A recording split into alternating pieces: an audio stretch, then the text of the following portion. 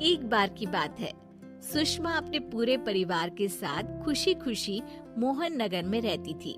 उसकी 2 बहुएं थी, पल्लवी और शिवानी।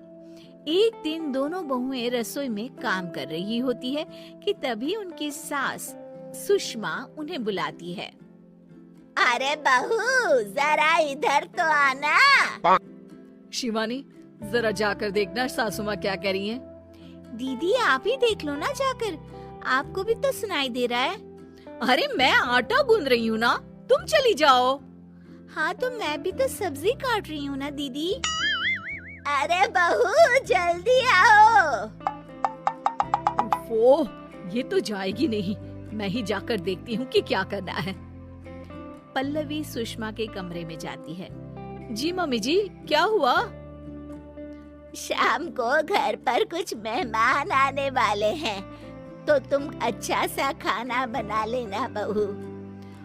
ठीक है मम्मी जी, आप बता दीजिए क्या क्या बनाना है और कितने लोग आ रहे हैं।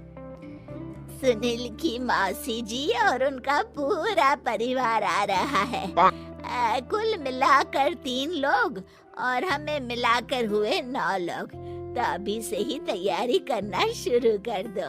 और हाँ, घर की सफाई भी कर देना, हाँ अच्छे से। जी मम्मी जी, सब काम हो जाएगा, आप चिंता मत कीजिए। पल्लवी शिवानी को घर में मेहमान आने वाले हैं इसके बारे में बताती है। क्या 9 लोगों का खाना बनाना होगा, घर की सफाई करनी है? बाप रे, सासू माँ ने तो हमें घर की नौकरानी ही समझ कर रखा है। ऐसा नहीं बोलते शिवानी, हम इस घर की बहू हैं और घर के काम करना हमारा फर्ज है। दीदी तो है ही सासू माँ की चमची, जब देखो सासू माँ सासू माँ। मैं तो इतना सारा काम नहीं करने वाली। शिवानी कपड़े लेकर गमला साफ कर रही होती है और चक्कर आने का नाटक करने लगती है। मेरा सर चकरा रहा है। तभी वहाँ पल्लवी और सासू माँ जाते हैं। अरे बहू, क्या हो गया तुम्हें? मम्मी जी, बहुत तेज सर में दर्द हो रहा है। तुम एक काम करो शिवानी, आराम कर लो। नहीं नहीं दीदी, घर में मेहमान आने वाले हैं, मुझे आपकी मदद करनी चाहिए। अरे कोई बात नहीं शिवानी, तुम आराम कर लो, मैं सब काम कर लूंगी। ठीक है दीदी, अगर आप इतना कह रही हैं तो आराम कर लेती हूँ। शिवानी आराम से अपने कमरे में मैगजीन पढ़ रही होती है। इसे कहते हैं आराम की जिंदगी। इतना सारा काम। चलो सारा काम खत्म हो गया, शिवानी को देख आती हूँ। शिवानी अपने कमरे में ईयरफोन में गाने सुनते सुनते सो जाती है और उसके साइड में मैगजीन भी रखी होती है। पल्लवी वहाँ आ जाती है और वो सब देखती है।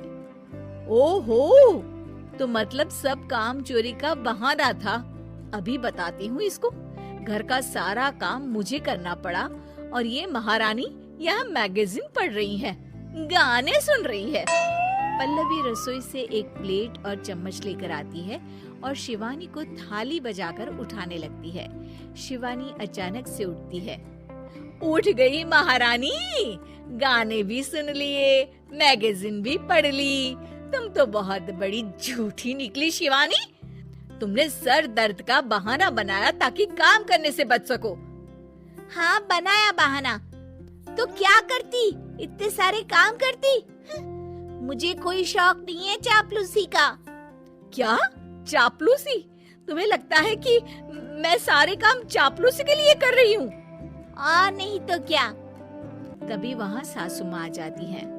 अरे बहू, वो लोग बस आने ही वाले हैं, तुम तैयारियां कर लो। जी सासू माँ, तुझे तो मैं बाद में देखती हूँ।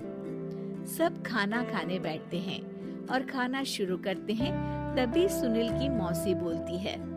वाह भाई वाह, खाना तो बहुत ही अच्छा बना है सुषमा जी। एक एक चीज में क्या स्वाद है। ये सुनकर शिवानी मुंह बना लेती है। उसे अपनी जेठानी की इतनी तारीफ रास नहीं आती। आपकी बहुएं तो बहुत ही अच्छा खाना बनाती हैं। हाँ, बनाती तो दोनों ही अच्छा है, पर आज ना ये सारा खाना बड़ी बहू ने बनाया है। छोटी बहू की तबीयत ठीक नहीं थी, सो इसलिए। मानना पड़ेगा सुषमा जी, आपकी बड़ी बहू तो बहुत ही गुणवान है। पल्लवी की तारीफ सुनकर शिवानी को जलन होती है।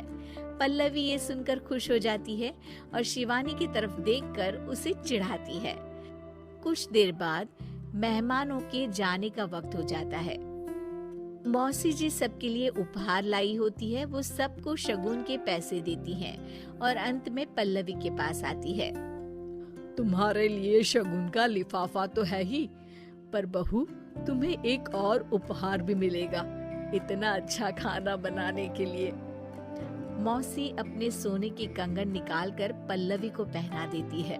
ये लो, ये मेरे मनपसंद कंगन है, अब से ये तुम्हारे हुए।